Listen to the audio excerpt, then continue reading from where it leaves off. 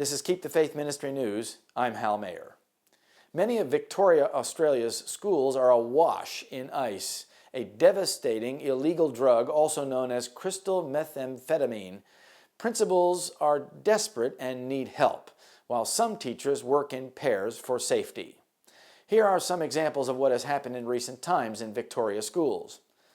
A former student experiencing an ice-induced psychotic episode drove his car into the school and ran barefoot into the office asking for help. Students affected by ice showing up to class, unable to learn. A business manager at a metropolitan school stole money from the school to fuel their ice addiction.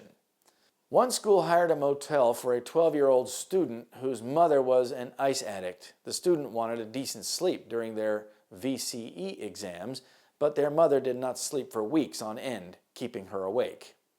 One rural school asked staff to work in pairs for safety reasons. The problem centers around schools where there is a high number of disadvantaged students, many of whom experience mental health issues, family breakdowns, unstable housing, poverty, and had involvement with child protection. Most of them are 17 or 18-year-olds. Schools are totally overwhelmed, said Jackson Oppie, the general manager of one of Melbourne's largest rehab clinics. They witness behavior they have never seen before, he said. Kids are psychotic, aggressive. They're turning up to schools with no sleep for days, sitting in classes with glazed eyes, staring forward, he said. Students using ice lose their ability to concentrate, and grades plummet.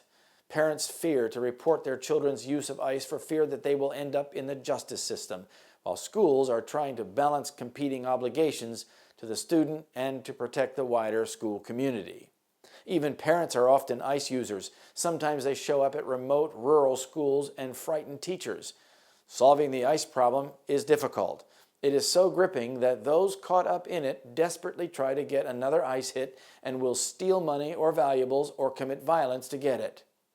According to Jesus, the last days will be marked by social perplexities that will destabilize the nations.